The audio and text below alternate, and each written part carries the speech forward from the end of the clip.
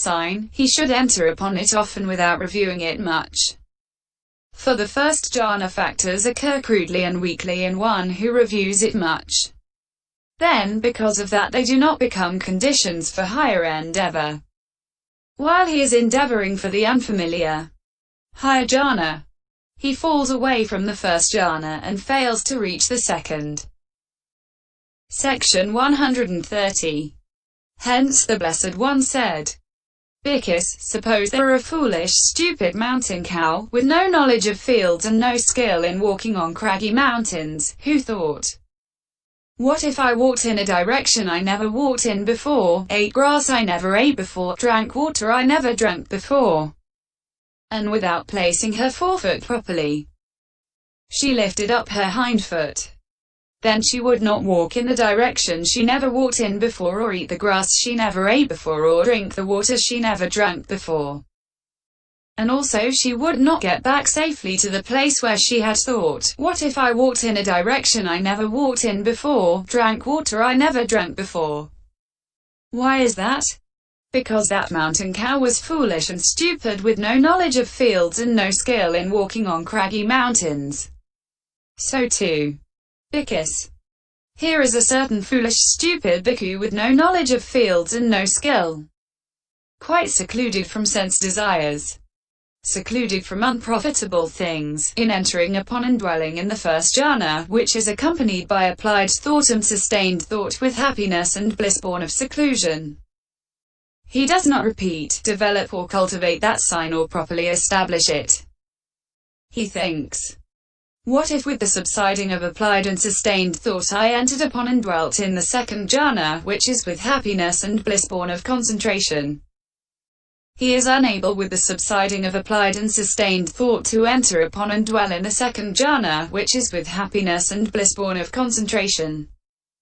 Then he thinks, what if, quite secluded from sense desires, secluded from unprofitable things, I entered upon and dwelt in the first jhana, which is with happiness and bliss born of seclusion? He is unable, quite secluded from sense desires, secluded from unprofitable things, to enter upon and dwell in the first jhana, which is with happiness and bliss born of seclusion. This bhikkhu is called one who has slipped between the two, who has fallen between the two, just like the foolish, stupid mountain cow with no knowledge of fields and no skill in walking on craggy mountains. AIV 418-19. Section 131. Therefore he should acquire mastery in the 5 ways, first of all with respect to the first jhana. Herein, these are the 5 kinds of mastery. Mastery in adverting, mastery in attaining, mastery in resolving, studying the duration, mastery in emerging, and mastery in reviewing. He adverts to the first jhana where, when, and for as long as he wishes. He has no difficulty in adverting. Thus it is mastery in adverting. He attains the first jhana where he has no difficulty in attaining. Thus it is mastery in attaining. Paisai 100. And all the rest should be quoted in detail. 23. Closing parenthesis. Section 132. The explanation of the meaning here is this. When he emerges from the first jhana and first of all adverts to the applied thought, then, next to the adverting that arose interrupting the life continuum, either 4 or 5 impulsions impel with that applied thought as their object. Then there are 2 life continuum consciousnesses. Then there is adverting with the sustained thought as its object and followed by impulsions in the way just stated. When he is able to prolong his conscious process uninterruptedly in this way with the 5 jhana factors, then his mastery of adverting is successful. But this mastery is found at its acme of perfection in the Blessed One's twin marvel. Paisai 125. Or for others on the aforesaid occasions. There is no quicker mastery in adverting than that. Section 133. The Venerable Mahamoggallana's ability to enter upon jhana quickly, as in the taming of the royal Naga serpent Nandopananda. 12. F. Closing parenthesis. Is called mastery in attaining. Section 134. Ability to remain in jhana for a moment consisting in exactly a finger snap or exactly 10 finger snaps is called mastery in resolving. Studying the duration. Ability to emerge quickly in the same way is called mastery in emerging. Section 135. The story of the elder Buddha may be told in order to illustrate both these last. 8 years after his admission to the community, that elder was sitting in the midst of 30,000 bhikkhus possessed of supernormal powers who had gathered to attend upon the sickness of the elder Maharohinagata at Therambathala. He saw a royal superior bird swooping down from the sky intending to seize an attendant royal naga serpent as he was getting rice gruel accepted for the elder. The elder Buddha created a rock meanwhile, and seizing the royal naga by the arm, he pushed him inside it. The royal superior gave the rock a blow and made off. The senior elder remarked, "Friends, if Rakita had not been there, we should all have been put to shame." 40. Section 136. Mastery in reviewing is described in the same way as mastery in adverting. For the reviewing impulsions are in fact those next to the adverting mentioned there. Section 137. When he has once acquired mastery in these 5 ways, then on emerging from the now familiar first jhana he can regard the flaws in it in this way. This attainment is threatened by the nearness of the hindrances, and its factors are weakened by the grossness of the applied and sustained thought. He can bring the second jhana to mind as quieter and so end his attachment to the first jhana and set about doing what is needed for attaining the second. Section 138. When he has emerged from the first jhana, applied and sustained thought appear gross to him as he reviews the jhana factors with mindfulness and full awareness, while happiness and bliss and unification of mind appear peaceful. Then, as he brings that same sign to mind as earth, earth, again and again with the purpose of abandoning the gross factors and obtaining the peaceful factors. Knowing. Now the second jhana will arise. There arises in him mind or averting with that same earth KASIÓA as its object, interrupting the life continuum. After that, either 4 or 5 impulsions impel on that same object, the last one of which is an impulsion of the fine material sphere, belonging to the second jhana. The rest are of the sense sphere of the kinds already stated. Opening square bracket. The second jhana. Section 139. And at this point, with the stilling of applied and sustained thought, he enters upon and dwells in the second jhana, which has internal confidence and singleness of mind without applied thought, without sustained thought, with happiness and bliss born of concentration. Viv 245. And so he has attained the second jhana, which abandons 2 factors, possesses 3 factors, is good in 3 ways, possesses 10 characteristics, and is of the earth KASIÓA. Section 140. Herein, with the stilling of applied and sustained thought, with the stilling, with the surmounting, of these 2, namely, applied thought and sustained thought, with their non-manifestation at the moment of the second jhana, is what is meant. Herein, although none of the states belonging to the first jhana exist in the second jhana, for the contact, etc. Opening parenthesis. CM 325. In the first jhana are one and here they are another. It should be understood all the same that the phrase, with the stilling of applied and sustained thought, is expressed in this way in order to indicate that the attaining of the other jhanas, beginning with that of the second from the first, is affected by the surmounting of the gross factor in each case. Section 141. Internal. Here one's own internal 41 is intended. But that much is actually stated in the Vibhaga 2 with the words, internally in oneself. Viv 258.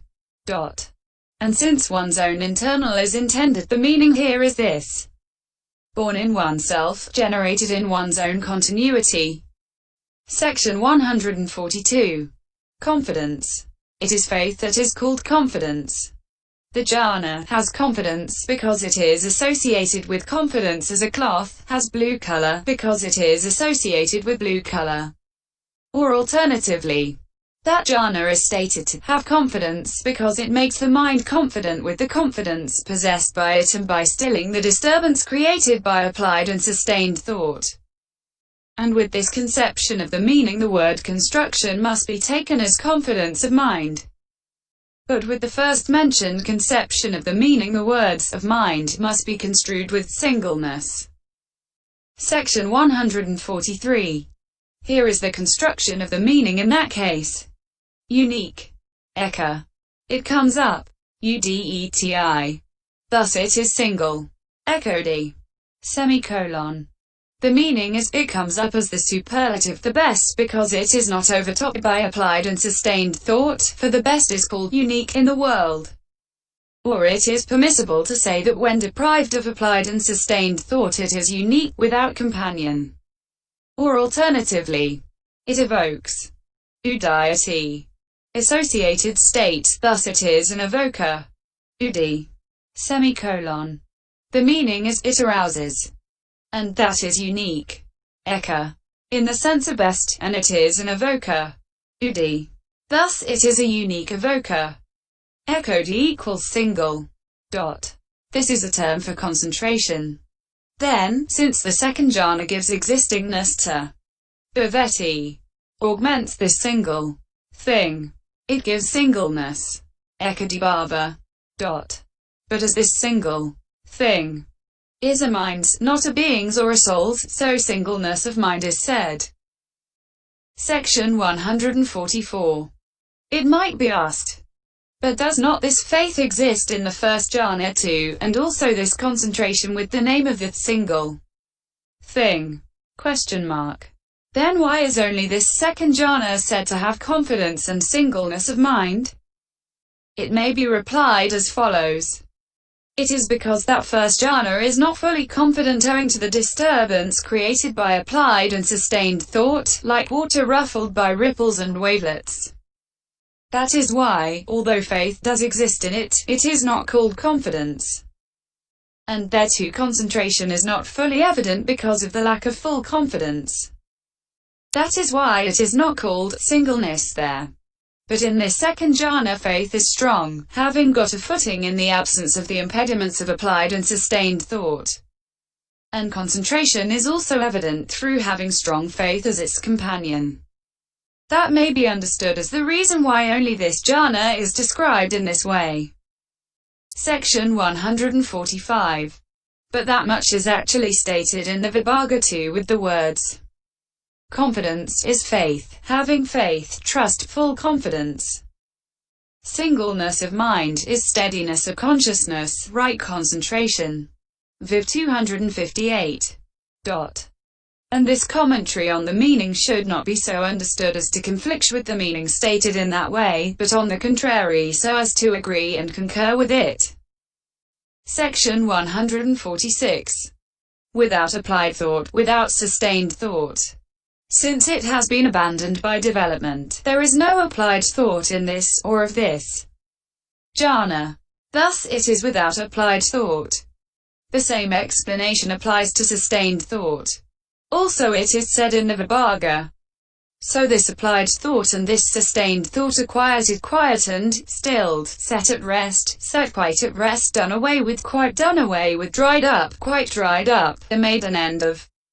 Hence it is said, without applied thought, without sustained thought. Viv 258. Here it may be asked, has not this meaning already been established by the words with the stilling of applied and sustained thought? So why is it said again, without applied thought, without sustained thoughts? It may be replied, yes, that meaning has already been established. But this does not indicate that meaning. Did we not say earlier? The phrase, with the stilling of applied and sustained thought, is expressed in this way in order to indicate that the act of attaining the other jhanas, beginning with that of the second from the first, is affected by the surmounting of the gross factor in each case. Section 147.